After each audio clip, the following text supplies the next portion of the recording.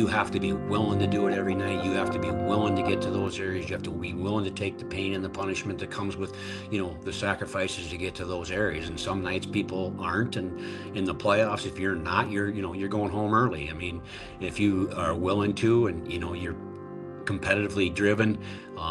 Jake was lucky because he played with the most competitively driven player in the NHL in my mind, and that was Crosby. And when you see what he does on a day-to-day basis, and if your eyes are open and your ears are open, you're going to learn something. And he followed the lead pretty darn well there, and I think that taught him, this is the way you got to do it pretty darn quickly in his career.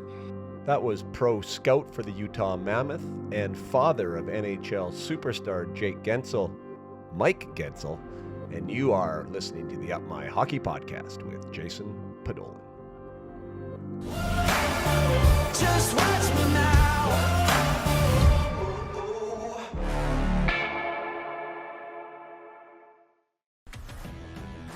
Welcome to Up My Hockey with Jason Podolin, where we deconstruct the NHL journey, discuss what it takes to make it, and have a few laughs along the way. I'm your host, Jason Podolin, a 31st overall draft pick who played 41 NHL games, but thought he was destined for 1,000. Learn from my story and those of my guests. This is a hockey podcast about reaching your potential. Hello there, welcome back to the Up My Hockey Podcast with Jason Podolin. I'm your host, Jason Podolin, and we're here for episode 169, and we have Mike Gensel on the show today. It was really awesome the way I was introduced to Mike. I had a conversation with Dave Oliver. He's a former guest on the podcast. You should check out his episode. He is now a pro scout for Utah as well. Dave Oliver was. At the time that I interviewed Dave, he was the assistant coach for the New York Rangers. And Dave put me in contact with Mike. And here we are 2 days later with an interview. Mike was gracious enough to come on, made it super easy for me, and what a guest Mike was. Tons of experience in hockey. He was a hockey player himself. We didn't talk about Mike's career at all, but he was a drafted player in the 7th round. Was an NCAA player. Played a year of pro. Never got into why or what happened there after his 1 year of pro, but he got into coaching very soon after, and was in the coaching ranks at the NCAA, University of Minnesota, and also in the United States Hockey League for decades.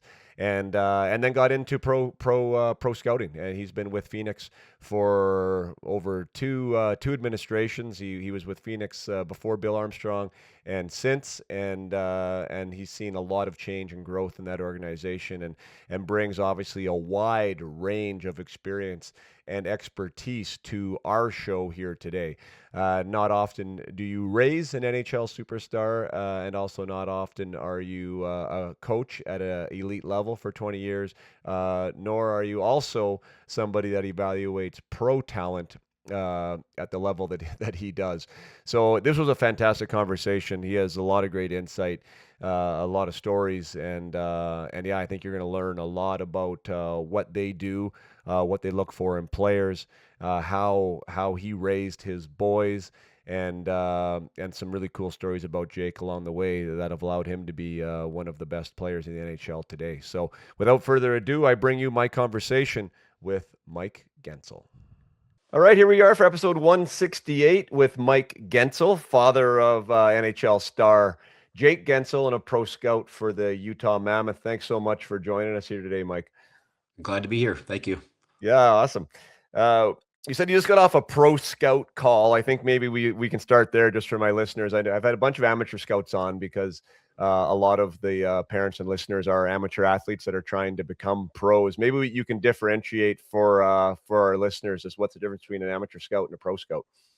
Well, mainly what we do at our level is we cover the American League and the NHL, and we're watching, anybody from, guys that are down in the American League that are, free agents or drafts or high-end prospects right through the NHL, where you're looking at guys for, maybe for potential trades or guys that might be free agents in the next year or two, and, kind of projecting where your lineup's going to be. And, so a lot of it right now is just making sure that we know our teams and our regions. And then when we have our midseason meetings, we'll sit down and go over our depth charts of all of our teams and look at our roster and see what the needs may be and what possible teams might be buyers and sellers, and then try to formulate a plan come ready for the trade deadline in early March.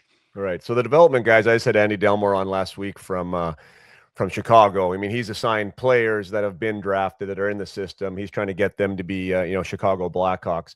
You and your team, you guys are, I guess, watching, your prospects, the guys that have been drafted are now at the pro level, though, not the amateur level. And you're also watching everybody else for who might be a mammoth in the future.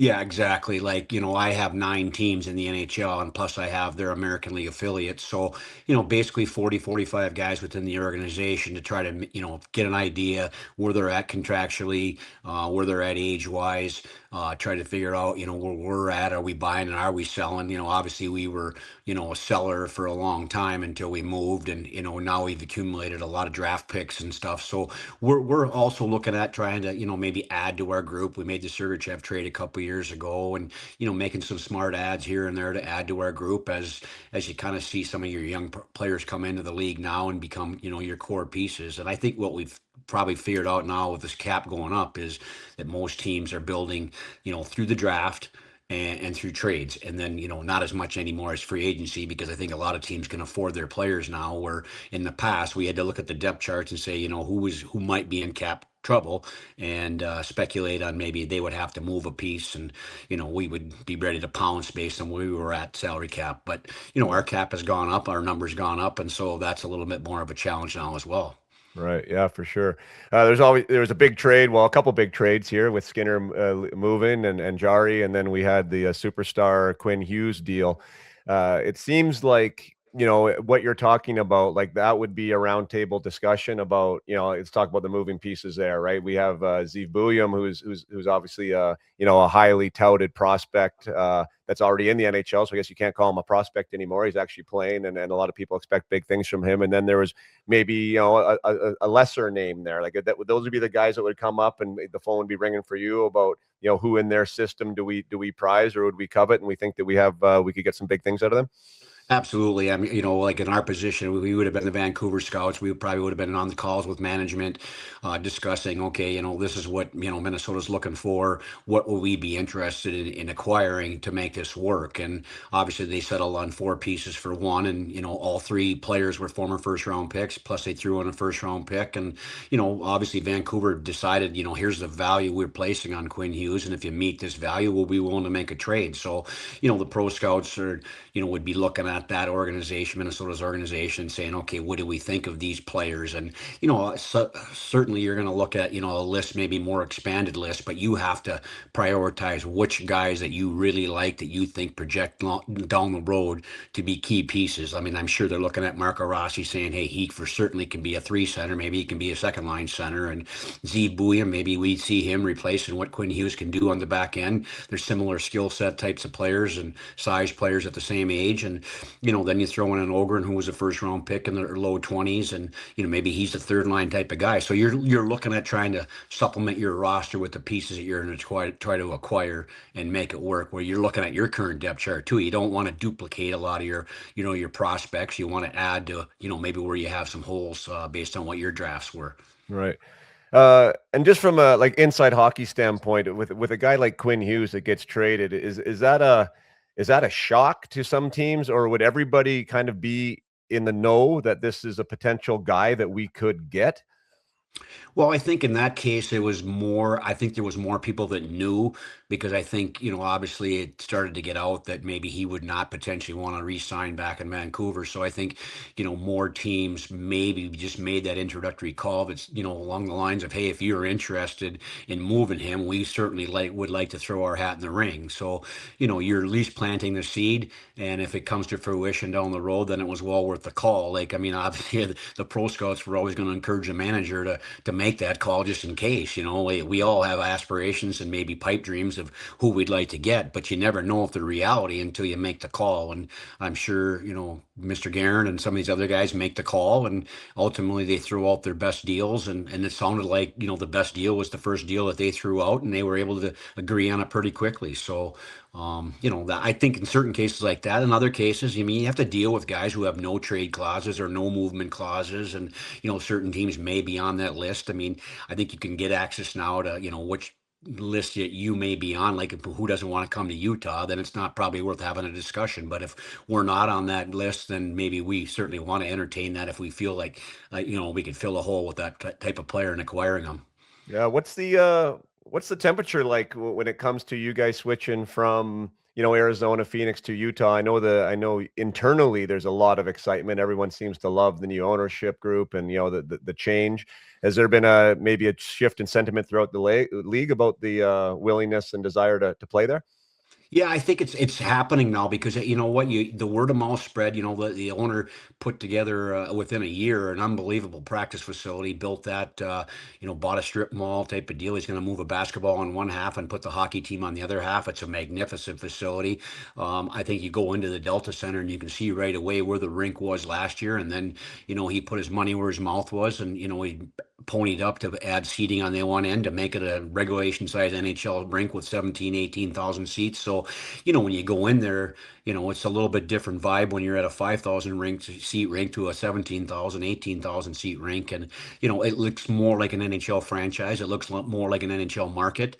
You'll never be able to replace the warmth and the vitamin C you get in Scottsdale or Phoenix or whatever, but, and the tax deal that you could probably have there. But I think when it comes down to it, you feel like you're in a hockey market that has tremendous support, and, right from the top down through the fan base to the ownership, and that significantly inspires the players to, I think, want to play there. And, when you get into free agency, and more guys are going to want to say, they're going to check it out and say, is this something worthwhile? And if players are, I know my son walked right in last year when I asked him, he said, hey, great facility, great visiting locker room facility and stuff. And, that stuff gets out, and I think that helps sell the product. Right. Yeah, where do you guys feel? I know it's been exciting for me to, not that I'm a Utah fan, but like it's nice to see the growth of that team. It's an exciting style of hockey, obviously much more competitive than in some recent years, and seem like we're transitioning into, that contender type of space. Is that where you guys see yourselves right now? Yeah, I think so. I mean, I've been with us for 8 years, obviously, and we've been in the playoffs once, and that was in the bubble where there was an expanded field. And I've gone through the process where when we started, and when I started with the Coyotes, we were, obviously trying to get into the playoffs, and we were contending to a certain extent. And then, Mr. Obviously Bill Armstrong came in, and we tore it down, and we wanted to rebuild, and we wanted to build it up with having strong drafts, and so we acquired a lot of picks. We moved out a lot of players, took on a lot of bad contracts to acquire picks. And, I think the plan is coming together. We have some exciting young pieces. It takes time, but I think if you look around the league right now, you have to say probably that Chicago, Anaheim, Utah, San Jose, they have bright futures. I mean, they've drafted well, and the pain was always going to be there when you have to go through this process. But certainly, I think the gain will outweigh the pain once these players mature and they get into the lineup. And then we as pro scouts hopefully add a piece here or there that can help us in areas that need to be addressed, whether that's size or weight on the bottom of the lineup or wherever it may be. So, Yeah. that I think that's what, the buzz in the league right now is, you got an exciting team to watch, you can score goals, and, we just need to be a little heavier and a little harder to play against. Yeah. Is there anyone that you're excited about that maybe the average fan doesn't know about yet? Someone that's either in the minors or a newly drafted player that's exciting you guys internally? Well, I think, we obviously have some of those players in the lineup right now, with a Logan Cooley and a Dylan Guenther. I mean, I think those were picks you hit on right away, and you can see their early success. And obviously, they've been financially taken care of pretty quickly in their short-term NHL careers. So, those guys are obvious. But I think also in the last couple of years, I mean, we've drafted, like TJ Ginlin, number 6, Caleb Denoy, number 4. We took the 2 Russians, 6 and 12 in Nashville a couple of years ago, Boot and Simashev, who both have played games for us this year. So I think we're starting to see some of the fruits of the labor that the amateur guys have gone through with our plethora of picks that we've acquired. So I think those are the guys right now that we consider that, guys that can make a difference for us. And, as they get more experience and stay healthy and get in the lineup and grow a little bit, that, they'll be guys that can play in the top half of our lineup. Yeah, that's exciting. It must be cool to be a part of that. I know Dave Oliver there, our mutual friend. He was really ecstatic about the shift and how kind of the culture kind of almost changed overnight. He said it was really great having the new owner in there, and breathed a lot of life into that franchise and a lot of support. And yeah, with Bill heading it the right way already previous to that, it's looks like there's blue sky ahead for Utah. So it's cool. Yeah, no, it was really exciting a year ago or so at the draft in Vegas when we made the Sergachev trade and added John Marino on that trade, on the draft day. So those were moves, from the pro side where there's some gratification from our end of it, where you see those players and how they played for us a year ago. You bring in a number one defenseman, you bring in a top four defenseman, and to go with those young players, it just kind of lengthened our lineup and deepened us more, where we became more and more competitive. And so we're trying to, whether it's waivers or trades or, that type of acquisition on our side, maybe a free agent guy here like a Nate Schmidt this year, just making decisions that, hopefully can help, with you talked about the development and then the amateur and the pro side, we all work together and we all have our departments that we have to do our job to ultimately have one, successful goal at the top to win games, be in the playoff and ultimately win a championship. Yeah. Yeah, and I mean, obviously, you have to leave. You have to give away pieces sometimes too, right? To make these things happen. I know Connor or Josh Doan. Was Josh Doan with you guys? He Yeah, was a we had draft pick, Josh right? Stone. We traded Josh and we traded Michael Kessering this summer for JJ Paterka. So, Right. that was another move that was, highly discussed during the draft meetings and into free agency. And we were able to make that move. And, it's been a good move for us, so far. And it's been a good move for Buffalo. Both of those players have done well. I think they're happy with the deal, and we're certainly happy with our part of the deal as well. Right. And it must be like in that scenario, Josh, good young player. He was actually on the show. He seems like a great character kid. Like it's, sometimes, and I mean, I was part of some deals too, two deadline deals. And sometimes players can feel, uh, you know, whatever, underappreciated maybe. Oh, why doesn't this team want me? But I mean, obviously you very well could have wanted him, but you guys just needed a different piece at the time. And, somebody wants them in return. So from a player perspective, how would you frame how these deals go down? Well, that's the biggest thing. Like, you have to get some or give something to get something. And, we may sit there when we know and we want, a Paterka type of player or a Sergachev type of player. We may go in and say, well, hey, this is what we're willing to do and how far are we willing to give and how far are they willing to give. But, ultimately, and what I've learned here in this business, and I've heard it again the other day when the Vancouver Minnesota deal come down. You have to make a fair deal, right? A deal that's good for both sides. You have to like give up good players, and we gave up two good pieces. Obviously, Josh had history in our organization with his dad being an all-time great with the Coyotes and the Jets, and us drafting Josh, which was a feel-good story at the time. And Kesselring was a guy that David Oliver pushed hard from on the pro side because he has Edmonton, and that worked out well for us, and we were able to build him up into a good NHL defenseman, and by giving him a chance, and that opportunity gave us a chance to go out and acquire a guy who had 60 plus points last year and has a chance to be a consistent 30 goal scorer. So Right. I think it's working out well for both teams. Yeah, that's great.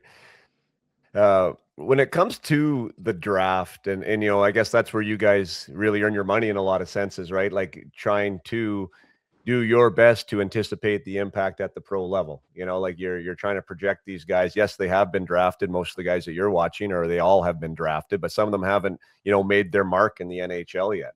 How do you go about assessing that? I know there's not a simple recipe card for it, but what are some of the things you look at to see, hey, this guy's maybe a good minor leaguer? What makes you determine this guy will actually establish himself in the NHL? Well, that's a good question because I look at a lot of American League games right now, and the one thing when you watch a lot of American League games right now, I mean, there's so many injuries at the NHL level. There's so many guys that are good at American League players that are up playing now, and some of them are getting a real opportunity to be the kind of player they were in the American League, but some of them are coming up and playing just fourth line roles, and so you have to kind of envision where you think a guy might fit best in your lineup, and that's the projection part of it. Some of these guys are so young, so inexperienced. The American League is good hockey. Every level you move up is better than the previous level. And some guys can, make the jump because they're smart, they're competitive, they have size, they have skill, they have some attribute, some trait that you feel is translatable. And that's the thing that you have to project is that skill or that trait translatable to where they can become a good NHL player. And sometimes maybe, you're looking at a guy with lack of size size or maybe lack of foot speed, but he's got a great brain and he's got a real big heart, and that can overcompensate for some of the deficiencies in other areas. So, and then obviously there's guys that are really good prospects that they have all the features and things. They just need time, and another team may be looking at saying, hey, our opportunity to win is right now today, and we may have to sacrifice this type of player. And that's going to be the question for us down the road is, as we move this thing forward, when is our chance to win? When is our opportunity to win? And how aggressive are we going to be to chase, winning quicker than maybe, the normal maturation process of letting the kid go through the draft, go through the development stage, and then, maybe play American League up into an NHL career. So, there's a lot that goes into it. And that's why the three departments have to work really closely to make sure they're all on the same page.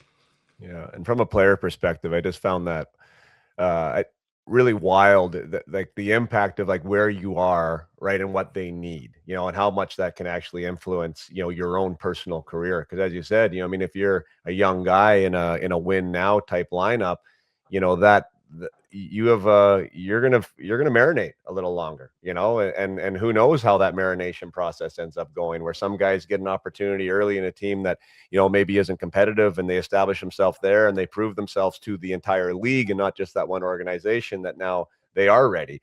I just kind of find that really wild when you look back on players that make it or don't, and how much that impact really does have an impact on their career. Yeah, there's no question. I really, take a strong interest in looking at organizations that, have players in the American League that they've signed or drafted, and where they're playing those players. And then when they bring them up, do they play them in those situations that are similar to where they're at? Like if you're a first line American League player, then you park them on the fourth line and get 7 minutes in an NHL game. Is that really, going to be good for their development, beneficial for their career, as opposed to, if you think this guy's a top six forward all day long in the American League, he's going to be a top six day forward for you in the NHL, and that's where you play him when you put him up. I mean, I can use my son as an example. When he got brought up, he's on a line with Geno Malkin right away. I mean, and he's moved up with Sid. He wasn't playing, with the fourth line center getting, 2, 3 shifts a period, just trying to keep the puck out of your net and not make a mistake. Yeah. Yeah. And I can totally relate to that personally. I was actually looking at Jake's kind of career and how he had some time there in the American League, and we had sort of similar numbers at similar ages. And yeah, like when I was brought up, for the most part, it was in a role that I'd never really had in my life before, and didn't even really know how to be successful in it, to be honest. Like, what am I supposed to do? And if I'm not putting up numbers, is that okay? Right. And there wasn't much communication in that day and age. And a lot of teams were doing kind of what the Maple Leafs did and the Islanders did, and whoever else I was with at the time. And yeah, I mean, you want to set somebody up to succeed, I would think, Yeah. right? I mean, you want to give them the best chance to succeed, and I'm glad that Jake had the opportunity there.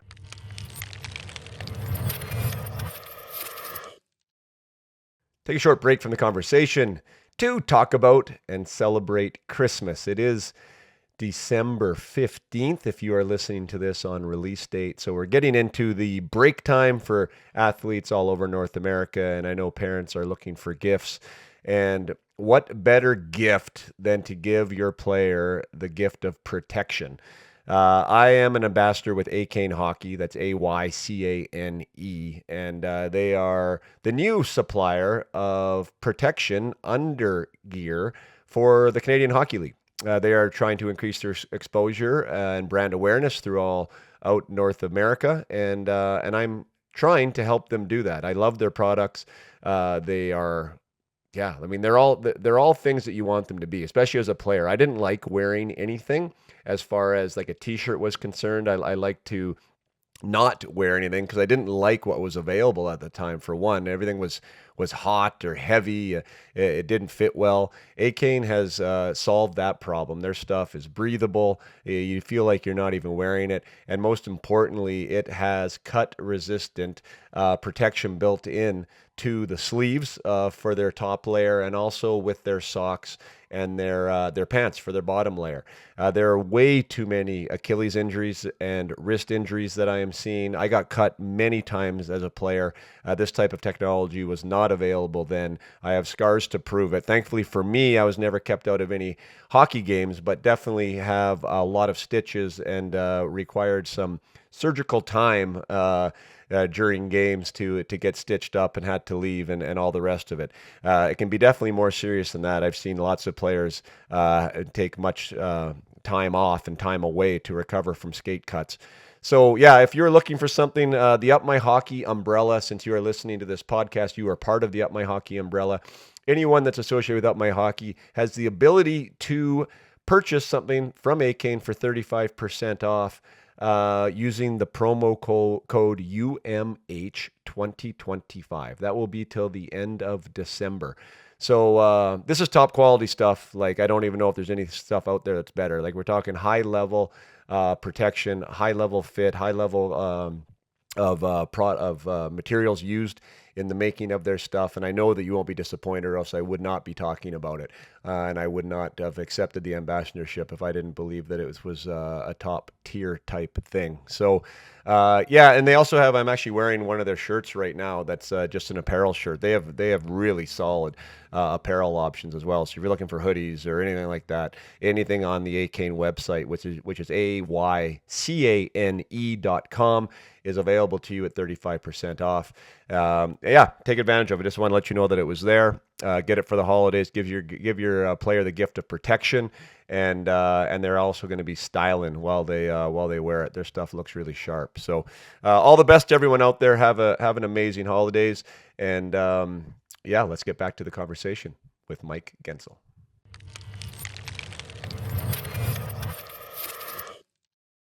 I want to talk about Jake because I think he's got a really cool story, and it's something that I want to talk about. But I want to go back to you talking about strengths, right? And so you're looking at a player because it's in line with what I'm working with players on too. I say, hey, you have to be special at something, right? We can't stop working at what you're good at. I mean, your talent is your talent. You need to be unique. Someone needs to be able to say about you, this guy can do this, right? I think that's super important.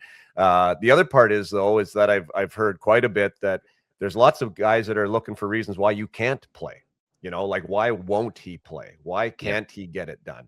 And so removing your warts, as best you can, is also a benefit. Do you find yourself looking more for like why they can, or are you looking for why they can't? I think more I look for why they can play. I mean, ultimately, you can see that there's reasons guys won't play, but I think, in our position, what we're trying to do is help our organization improve. So we need to be looking at the players that we think can have translatable skills to the NHL level. And, whether it's, and some of the skills, maybe their competitiveness, some of them maybe their puck battles or whatever, which, some people don't think are real skills, but, we are looking for ways that we think that players can enhance their ability or enhance our opportunity to be successful. So I think we have to look at it from that angle more so, and not shrinking the pool as it already is right now. We're trying to bring people to the table that our general manager might sincerely think has a real interest in helping our organization get better. Yeah. Well, I think that philosophy probably runs through then. I mean, even to what we're talking about when a guy gets brought up. I mean, if you're looking for what they do well and you put them in a situation for where they might be able to use that skill to do well, like there it is. It's translatable, right? Like there's more Yeah. opportunity for that player to thrive, which I think is a great approach. Shifting gears to Jake, he was obviously a really good player, really strong player, third rounder. When I'm looking at his hockey DB, was always a goal scorer, but my question is, how did it seem like he grew his goal scoring ability? Like, Yep. for example, right? Like to score 40 in the AHL, you think maybe the projection might be, well, this guy should be able to score 20 in the A, or 25. If he is a goal scorer, it's going to be leveled up. He should still be able to score goals. That's his trait. Jake seemed to be like roughly a half a goal a game guy, maybe a little bit less in most of his AHL university level. Then he comes on the scene, and now he scored 40 3 times in the NHL. I mean, he's actually seemed to become more of an impact player at a higher level. Can you just use your son in that example? Like, how is he able to do that? Would you have projected that? And yeah, I'd love to hear your story on that. Well, that's interesting because I would say from Mite hockey right through, his first experience in the American League, he was pass first, shoot second. I mean, that was his MO as a player. Like he was very smart. He's always been a smart player, but he was more of a playmaker type of player. He always played center. Had no experience playing wing until he played in Wilkes-Barre, and at that point they put him with two veterans, and he happened to play left wing with the two veterans.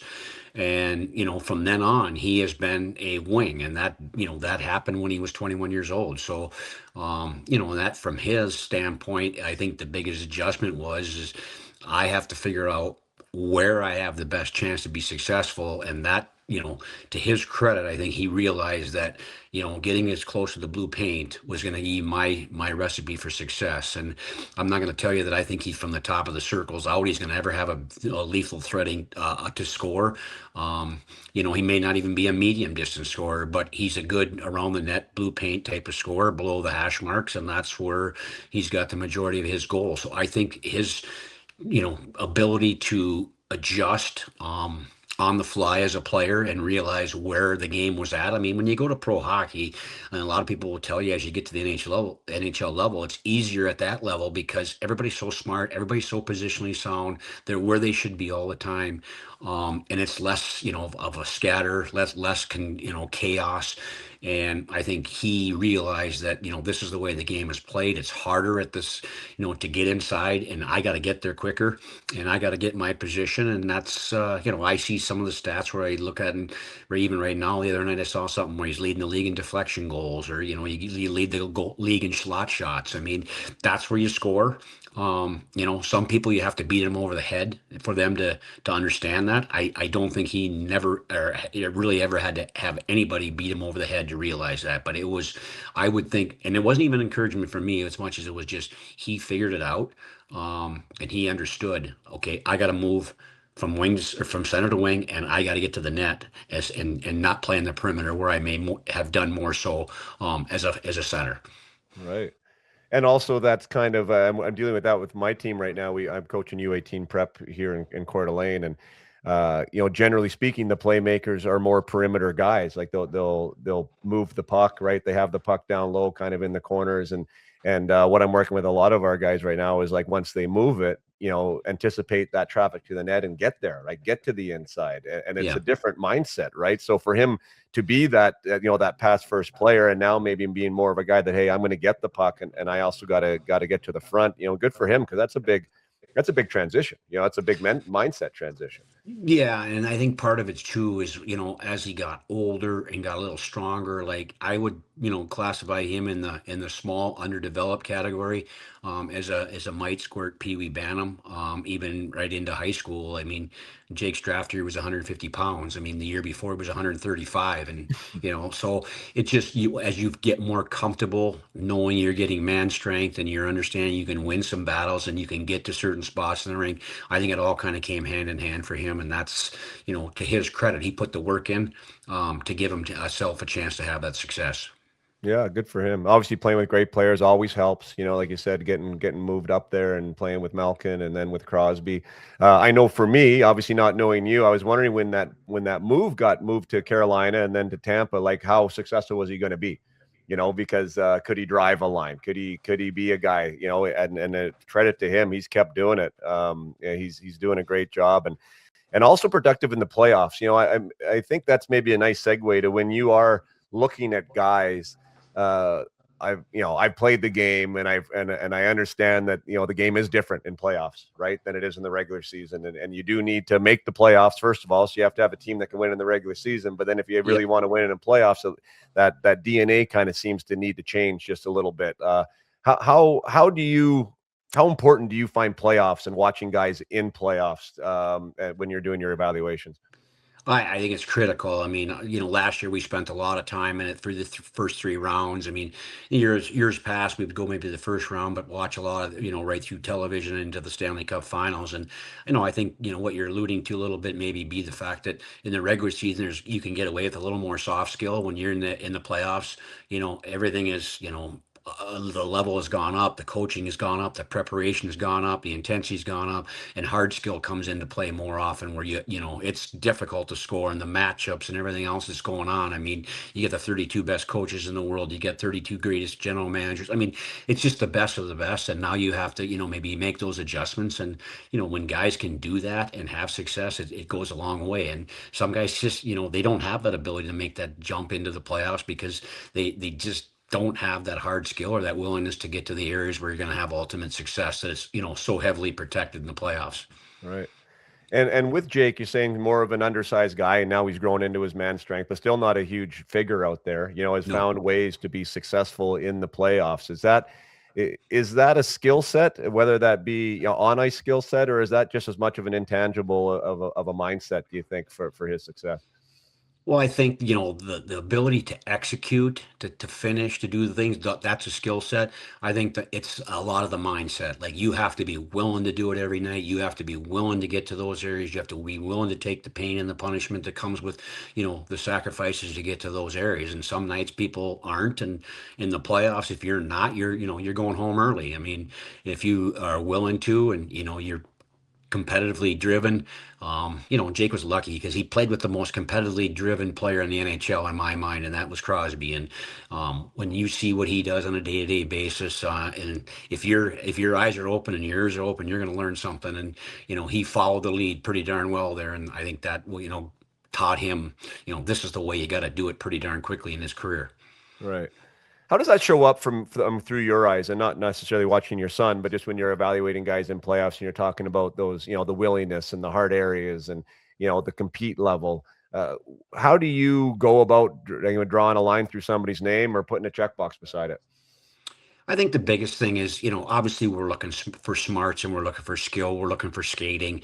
But, in those situations, the playoffs, you're really looking for the competitiveness of a player. Like, you can have guys that are wonderfully skilled. I see a lot of highly skilled players in the American League that just aren't translatable to the NHL level, whether it's a lack of foot speed or whether it's a lack of willingness to, have the translatable ability to score at the next level because they don't get to those areas or the players are defended harder. So I think the biggest thing is just you're looking at, who is really, really smart. That's why you come to appreciate in the playoffs, a Matthew Tkachuk, who may not be the greatest skater, but his intangibles are through the roof. And I think they really come out in the playoffs. Right. Well, now when it comes to winning, if you go back and track whether it be an AHL championship team or an NHL championship team, it seems like a lot of these guys turn out to be more sought after prospects or free agents. Let's even say the next time their contract comes up. Is that something is that credential at the end of a name that they've had success, they've been there, they've seen it? Is that something that you think is translatable to the next team they go to? Yeah, I do believe that. I think we all look for that. Like, obviously in a case like Brad Marchand last year when he became a UFA, I mean, I think there was a lot of teams maybe lining up to say, you know what, this guy's won. He's overcome the odds, maybe at his size or whatever, where he was drafted to become an elite, potentially Hall of Fame type of player. And he's won.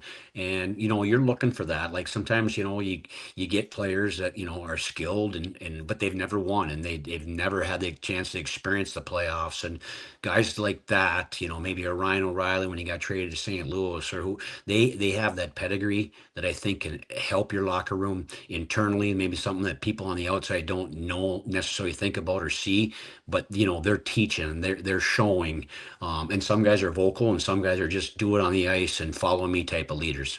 All right. When it comes to, I've heard the term, prospect or suspect, and I kind of found myself personally, seeing both sides of that. I was a WHL guy that ended up playing, World Junior and was a 20-year-old pro in the AHL and had lots of success when it came to, production there. Was in a deal, a deadline deal for Kirk Muller, like my rookie year, 1-for-1, and then had another deal with Perot, and it just seemed like at some point, and I'm not sure why, that I was no longer an NHL prospect, where I would be with guys that maybe had gone through the university level and that were actually older than me, coming in. and yet they're maybe the shiny new penny, right? And I'm now an AHLer. How does that, like, how does that pathway? I know, like, I'm using my own first person experience, and every player is different, but like, I'm sure you see that yourself, right? Where you've maybe watched the guy long enough, or whatever the scenario is, and you no longer deem him eligible. Can you walk us through kind of that as a player, and how it looks through your eyes? You know, it's interesting. I mean, when I first started scouting, somebody told me, you know what, you're no longer a prospect when you're past 23. But then as I've done this for 8 years, I've seen guys who maybe at 27 or 28 finally get that chance. Like as an Right. example, this year in Tampa, there's a kid playing defense for Tampa this year, Charles Destu. And I was listening to NHL radio the other day, and here's this guy who's all league in Quebec. He's all league in the ECHL. He's all league in Finland. He's all league in Sweden or whatever. And the guy's basically making an analogy like, how the heck is he not getting an NHL job? Or what are the general managers doing or their pro scouts doing? But, it happens at different guys, and it could happen at different ages. So I Yeah. try not to be, as narrow minded to say that once he gets to this age, he can't do it anymore, because sometimes you just don't know what your needs are, and you don't know where the cap is, and you don't like, if you need a fourth line guy that's paid the price, and he's punished guys, and he's gone through the wars and overcome the odds. And in this kid's case, he's not an he's a skilled player. Like, he moves the puck, and he's got some power play qualities and stuff like that. Sometimes guys just need a chance, but you have to keep an open mind, because in our business, sometimes you might be a team that has gone for it every year, and you have no picks. So you have to be looking at free agency, and you have to be looking at guys coming out of Europe or whatever, as opposed to us. Like, we have a hard time attracting college free agents right now in Utah, because we've had so many picks, because we tore it down to build it back up. And the way to do that was acquiring picks. So Yeah. we may not be a good place for, a young kid coming out of college hockey to go to, as opposed to some other teams, that have gone through go for it every year, that don't have a first rounder for the next 2 to 3 years. Right. Right. How are you? You mean, you have a long, extensive history in the NCAA as a coach, and that's also where you played. And Jake went that direction as well. With the Canadian Hockey League opening up now to accepting these players, there's not really two different pathways anymore. But could you speak? Do you have a preference for one or the other, or how do you think that the current development pathway for these players is now? Well, I think they're both good pathways. I mean, obviously, you can't debate the success of either level, putting players into the NHL at the ultimate level of, the highest level of hockey. I mean, they both have had tremendous success. So to say one's better than the other is not necessarily, a good argument in my mind. I mean, sometimes it takes guys longer, and maybe that, going the college route is a better deal, because you're playing less games, you get to practice more, you get to train more, as opposed to maybe when you're in the OHL or the CHL, you're playing games more often, and you're sharpening up your skills more. So that it's good arguments either way. I don't think there's a right or wrong way. I'm somewhat confused now of what has gone on. I'm glad I'm not coaching college hockey with the NIL and the transfer portal, and now opening up the borders to where guys can leave a high school hockey program in Minnesota and then come back and play college hockey after playing a year or two in the Western League. And so it's I think there's a lot of different ways that a player can develop. I mean, God, there's been a tremendous amount of skilled players that have come from Europe that have played well, and at the highest levels too. So there's a lot of good avenues, in my opinion. And to speak against or for one is probably not a great argument for, as far as what I've gone through in my experience, because I think a lot of ways can work, as long as they Yeah. get good coaching, as long as there's a good development plan. I think that's the biggest thing, and that's what I always try to encourage my kids. Like, if you're going to go to play for a coach in college, make sure that this guy's a teacher. Make sure there's a good development plan here, and they have your interests in mind, as well as just their own personal interests of trying to look at their resume and pad it up every year with success at the cost of developing players. Right. Yeah, that's a great point. And with you being a coach for so long, and now having the hat on of a pro scout, I believe that one probably serves the other. I know for me as a coach, when we're talking about potential and and releasing potential and knowing what a player can or can't do, being on the inside and seeing some of the habits, seeing some of the intangibles that maybe aren't quite as recognizable when we're just watching on the ice. I'm sure that you have some experience with seeing that. Do you have any keys to potential that you saw during your coaching days, guys that went on or guys that surpassed expectations that you just now would like to identify as a pro scout?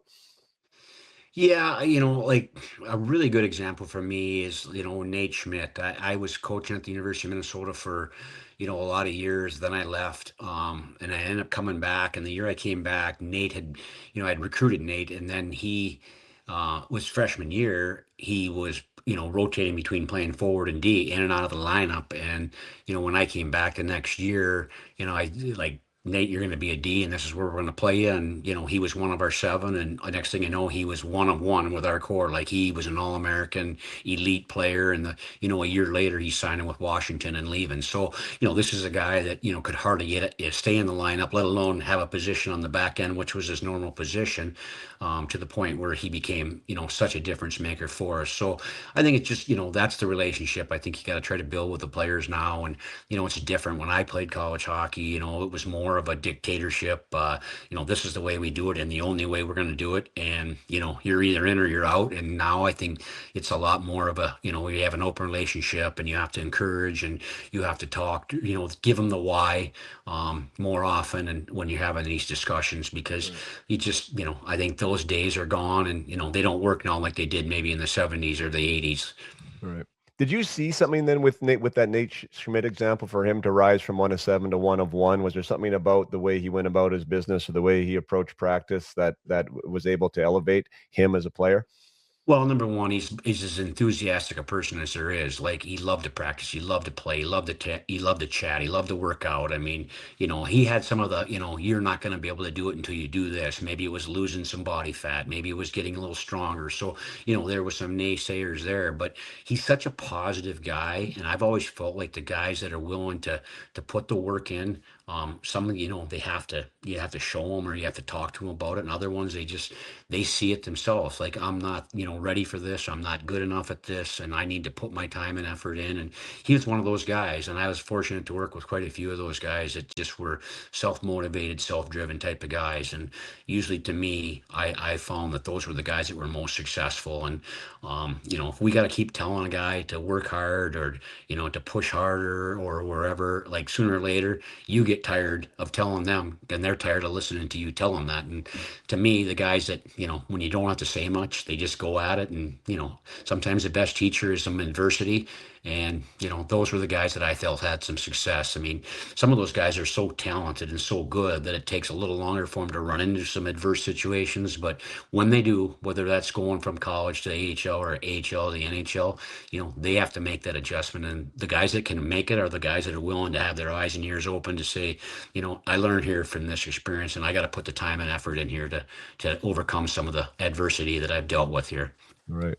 Yeah, you mentioned with Jake having that exposure to Crosby, and who you identified as probably the most competitive pro that you know. Uh, and he picked up on that, right? Like as a coach, everyone shows up to practice, but not everyone practices the same, right? Everyone shows up to the workout, but not everyone works out the same.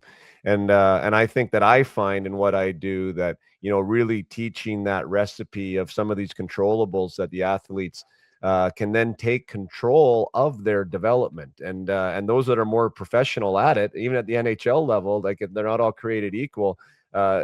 Jake seems like a testament to that, to be able to see what was going on and maybe to apply it. And maybe now he's one of those leaders in Tampa Bay, where some of these younger guys are watching how he goes about his business and picking up what he learned. Do you find that to be the case when you were in Minnesota, as well as what you're looking for now or asking questions about now? Yeah, for sure. Like I've always felt like, part of my philosophy is you can either show up to work or you can go to work.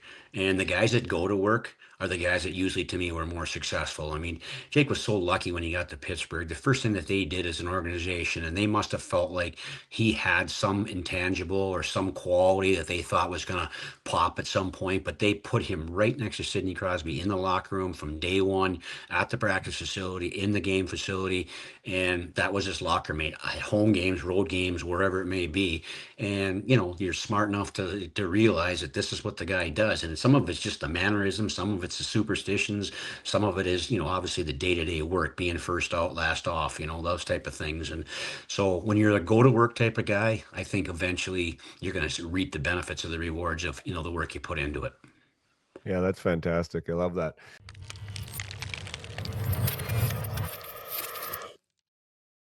Another short break from the conversation to chat about the UMH 68 and just give some awareness about not only the event, which brings the top players in their province right now together in their age group for not only what you would call a showcase, but also for some real, honest, authentic development. The UMH 68 is something that is unlike any other program out there. It really is fostering a passion for the game, encouraging development and growth in the game, all while celebrating what is all excellent about our game. We take amazing care of the players. The schedule is fantastic. The type of people that we bring in for the workshops for the players and the parents, by the way. Parents are also involved in the UMH 68. I believe that education from top to bottom is really important and really helps our sport. And so we check all the boxes there.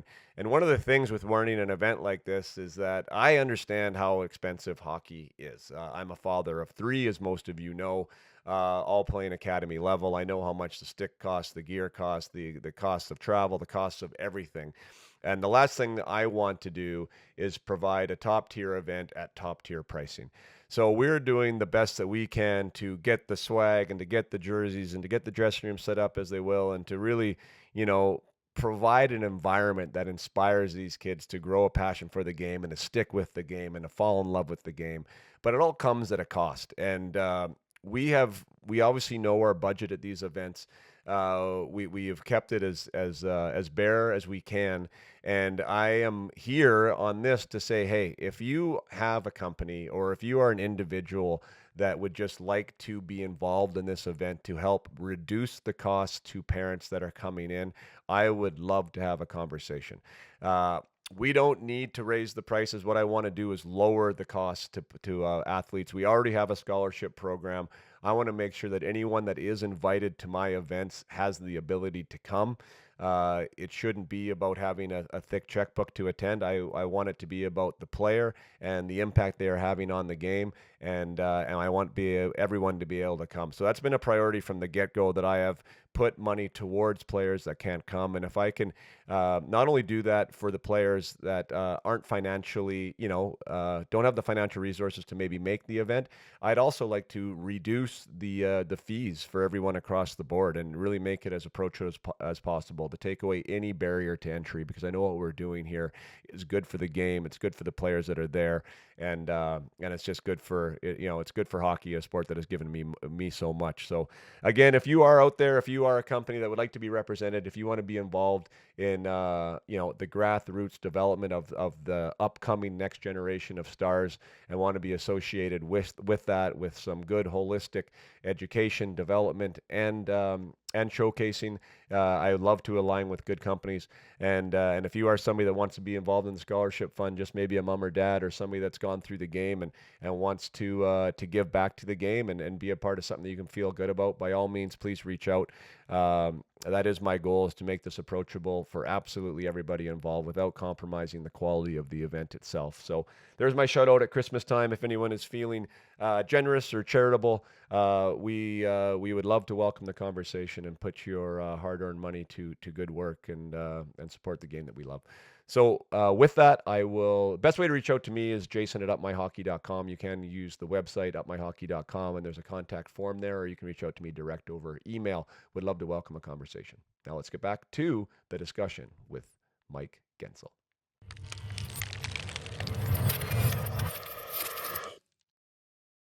when it comes to being a dad, now if you can put on your hockey dad hat, a lot of my listeners are, parents of younger players, even probably like really young, 10 to kind of 12, 14-ish age.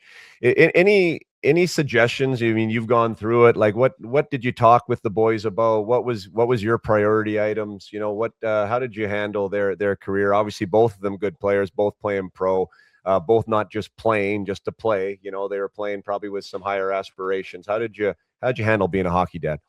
It's a good question. I think you have to balance it out between, what you're going to offer up, and what they're willing to ask for.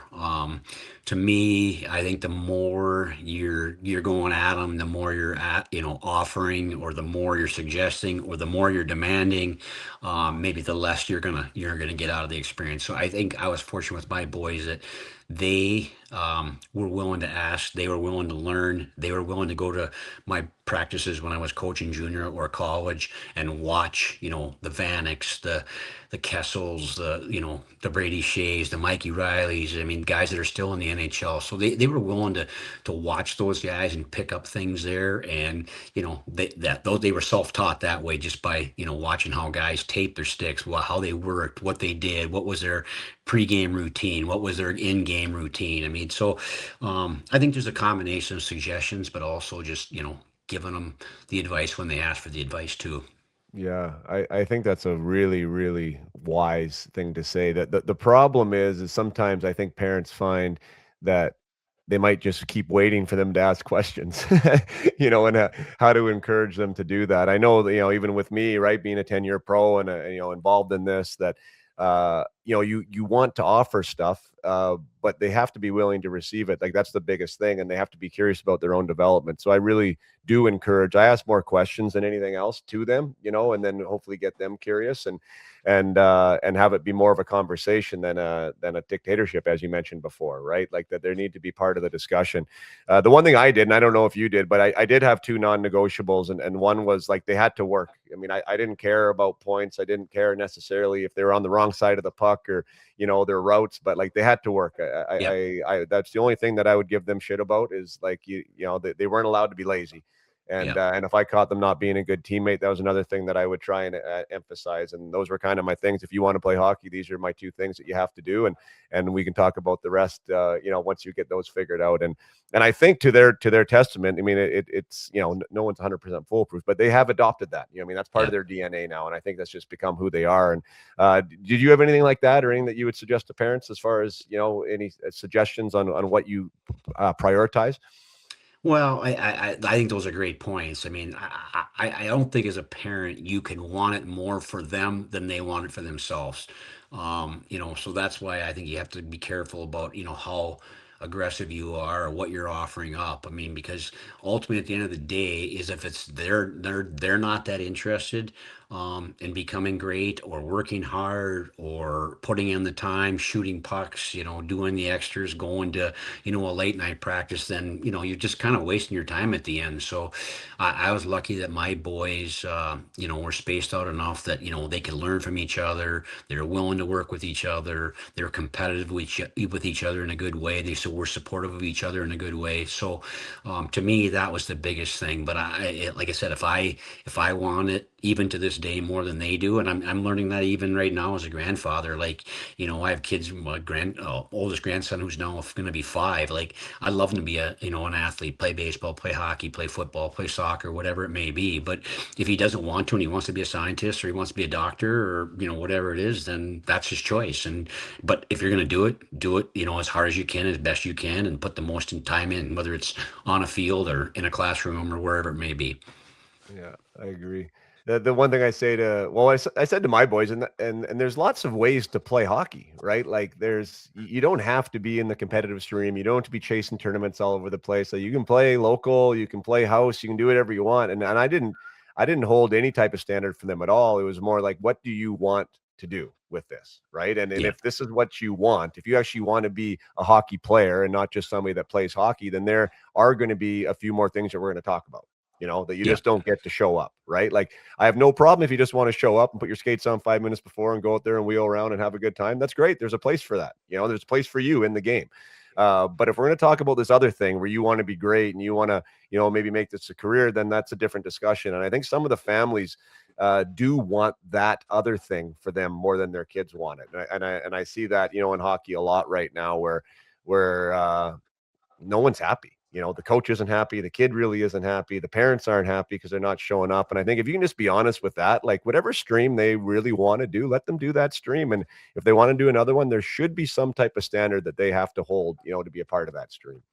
Yeah, for sure. I always, like my boys were on the smaller, underdeveloped side, all the way up until, they got to a certain age. And, I've seen so many examples of kids who were smaller, weaker, maybe less underdeveloped type of players, but they had certain gifts. I mean, they might have been really bright or they might have had, a unique skill set, but, the bigger guys always kind of won out. They muscled them, they pushed them around, the coaches liked those types of guys. And, I've seen guys that would drop out of the sport or go change sports, maybe become a golfer because it was less a size issued or, Yeah. strength issue types of deals and stuff. And I've seen a lot of examples where guys have, just been patient, worked with their abilities that they had and let the natural growth process. I mean, when Jake was drafted, an interesting story was there was one organization that did the body weight test. They did the bone graft test with them.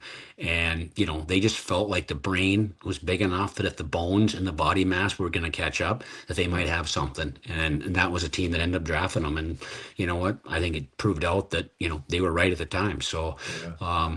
it's just a matter of, having that desire to stick with it and battle through it. And ultimately, I think that was probably one of his strengths as well as, all my boys' strengths were they just knew they had to overcome some of the odds that, were not their fault. Yeah, exactly. And being aware of them, I think that's important, right? Like being honest with what those things are and then understanding what you can do about maybe the other things. I noticed that Jake was an October 6th birthday, which is a late birthday. And the late birthday has been well covered in lots of in aspects. And part of the late birthday is that you are later to grow Yeah. sometimes, right? And to hang around, I find is really the key. I think that's what you're saying there too, right? Like to continue to be at the dance, to continue to show up. You do get that extra year of draft eligibility. I shouldn't say eligibility, but you finally get a little bit of advantage if you can stick around to the NHL draft because you go in a year later. But my youngest boy is also a November 29th birthday. And boy, like when they're younger, like a whole year of development is a Yeah. huge difference maker, right? Just from the aspect of age. How did you, like you said, they were undersized. Was there anything that you tried to do about that or tried to talk to him about when it came to being a late birthday and on the smaller side? No, not really. I mean, you know what? Like I said, it was just, here's ways you can improve, with what God gave you, and here's ways you can improve with your own abilities to do things better. Like, whether it's more stick handling, more shooting in the garage, going to a weight room and doing some things. I mean, and again, that's, here's some things you can do. You got to be willing to do them. And, if they're willing to do them, they'll overcome those at some point. And like, I saw some of those kids who were great peewees and great bantams that were bullies, strong, physically gifted that, at 15, 16, they were caught and passed, and 17, they were no longer a part of the game. So, I mean, it's just, it can go in a lot of different ways. I don't think there's an end date. I just think it's, if you look at the long range plan and the long term, philosophy or goal, you'll get what you want out of it if you put, what you need to into it. Yeah. Just shifting back, another question came to mind. I know that on the amateur scout side, there is a lot of discussion with the internal, coaching group about that player. You watch them on the ice, but guys want to know what type of teammate they are, how they are in the locker room. So you're talking to head coaches, assistant coaches. Some guys even go to the trainers, maybe even talk to the billets because you're trying to get as much information as you can. At the pro level, when you're watching free agents, I would assume that that an AHL head coach isn't going to take a call from you about one of their players that that is currently under contract with the big club. So how do you, or if at all, try to investigate that aspect of the player, the part that you maybe can't see in a 60-minute hockey game? Well, I probably go back to my experiences of coaching junior and college hockey, where I have players that, are in rooms with, guys that and they know what I do, right? I mean, if I have a player that's playing with the Carolina Hurricanes that I coach or whatever, I can certainly probably get some information there. As you said, I'm not going to be able to call the coach, general manager, or one of their pro scouts, but, I can do my due diligence in other ways. Maybe, what's a goalie coach that they had from 12 to 15, whatever, in the area that we're, in Minnesota. So, there's ways. It's an interesting question too, Jason, because sometimes people overdo due diligence and they find out reasons why they shouldn't be involved with players. Some players mature later, some players, figure it out later. I mean, some players make mistakes and you learn from your mistakes. So I think the biggest thing is I've learned in this deal that you can overdo due diligence, and there's also organizations that I think do very little due diligence, and guys turn out. You're looking at the player, you're looking at the athlete, and I think this guy's got some qualities and some abilities. We'll figure out the rest later, but you can be the greatest guy in the world, but if you can't skate, you can't pass, you can't think. I mean, like, you're not gonna probably be very good. Yeah, yeah. I love that. I've had a few guys on the show, like my first NHL roommate Ryan Johnson. We had Scott Nickel on. Some of these kind of what you would call maybe glue guys, especially at the end of their career, and they just talked about the fact that they felt that they had as long a career as they did because they learned how to be really good teammates, and they learned how to be unselfish, and even having a tutelage of a younger player that they knew was going to take their job. Like that was just the way that it went. And I guess, as important as those guys are, not everybody is that guy or can be that guy. And there probably is a place in an organization for somebody. But when you're looking at what you're doing, you're really trying to architect, a winner, I guess, and figure out who's going to support the Utah Mammoth in the areas that they need. Is there something right now that you would say that you guys are looking for? Is there a player type that the Utah Mammoth could use? Well, yeah, I think we're looking for guys. Obviously you want to have skill, right? But I think the big thing for us right now is maybe looking for guys who have second effort. When you're driven, you're willing to put in the second, third effort to be successful.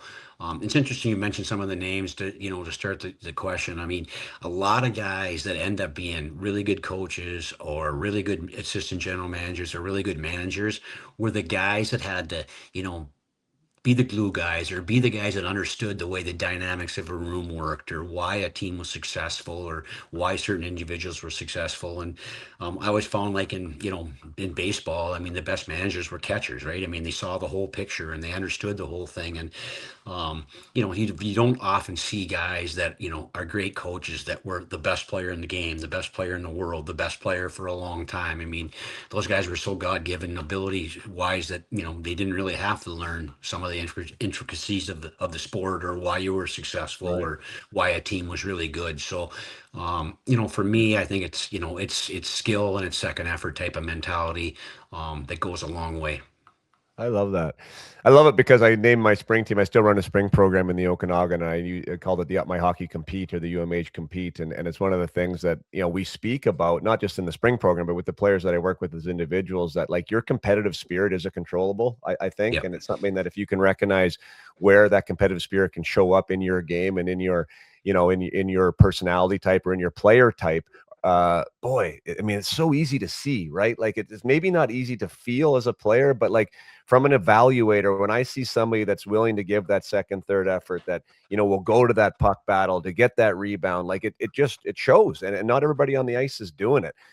So I really love that you said that, because I think it's a differentiator regardless of your skill type, right? Yeah, absolutely.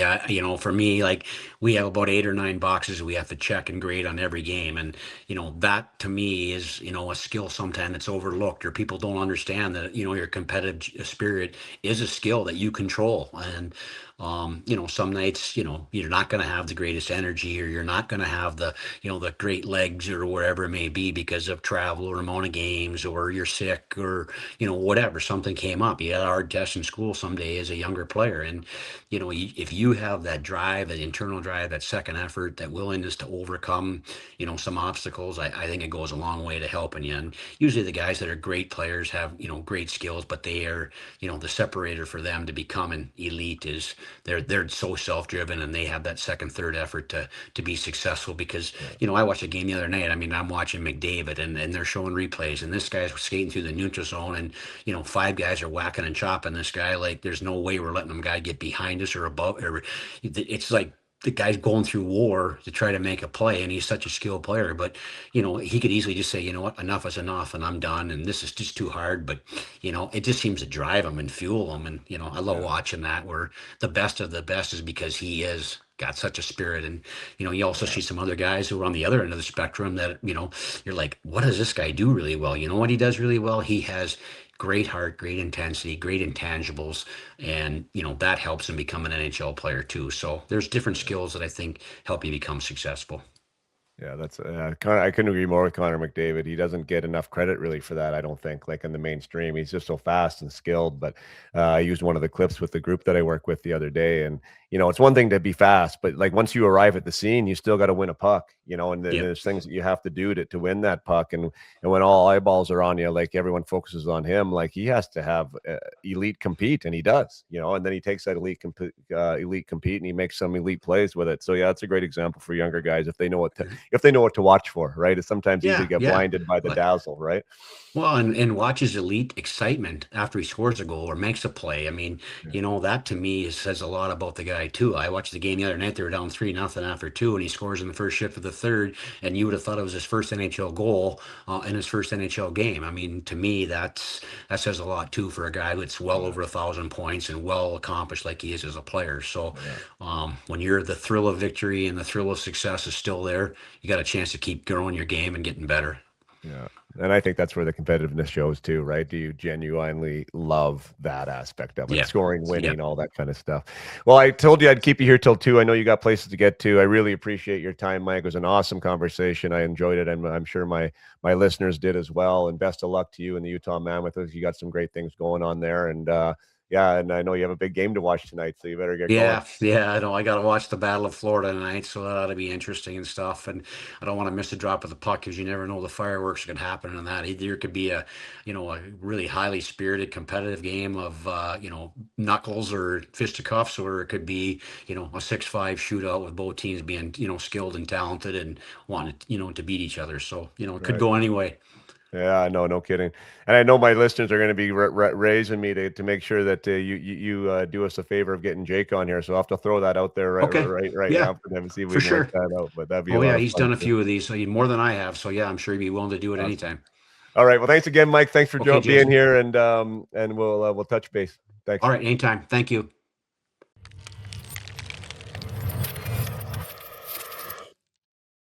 Thank you so much for listening to episode 169 with Mike Gensel. As we alluded to there at the end, maybe there would be a Jake Guentzel future episode. That would be fun and exciting to talk to a current reigning NHL star doing big things there in Tampa Bay. I would love to speak with him about his cups and his experience with Crosby and all the rest of the things that come with having a prolific career at the NHL level. That would be really exciting. But it was a fantastic conversation with Mike. I'm sure you were able to get a lot of stuff from our discussion.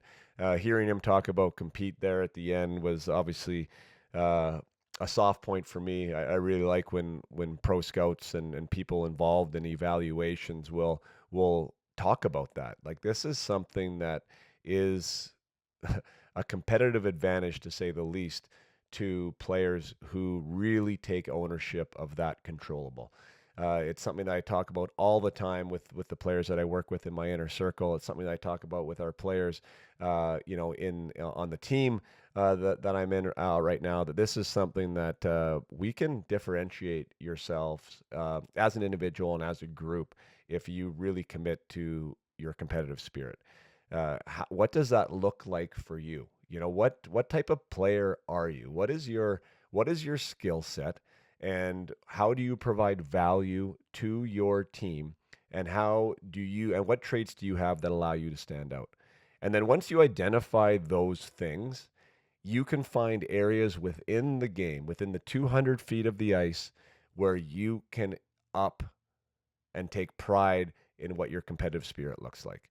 Maybe you're a goal scorer. Maybe like he talks about Jake getting to the inside, being somebody that was found out that he is a kind of a primary goal scorer from in tight. So that means that he has to have an incredible amount of competitive spirit in those areas. That is a hard place to score goals from. But if he takes pride, and obviously he does, in being willing to go there and having second and third efforts, not only maybe in getting through a box out, but fighting to get his stick free, to get his stick in a position where he can pour a rebound in. That might be an area where Jake Guentzel has taken pride in his competitive spirit. Maybe for him, it's also maybe in a corner battle, maybe on the forecheck, where he not only does he have to work hard to arrive there, but now his competitive spirit needs to raise in order to win that puck battle. And again, it's not maybe the first crack. As Mike said, it's the second and third efforts that get noticed. What do you do if you don't get the puck on the first try? Do you swing away? Do you stop on the puck? Do you go for another stick lift? Do you fight for body position? This is where competitive spirit shows up. This is what coaches see. This is what evaluators see. And this is why teams win. And this is why individuals advance. So break your game down. Just as I do, like I said, with the players that I'm working with, break down who you are, what you are, and find the areas that you can really flex your muscles when it comes to raising your standard for your competitive spirit. It can be something that can really help you along the way, and something you can think about here over the holidays. So there's a little coaching for you at the end of the day, a little mindset coaching to be able to help you on your path to being the best player you can be. Merry Christmas to everybody, and thanks for listening. Till next time, you play hard and keep your head up.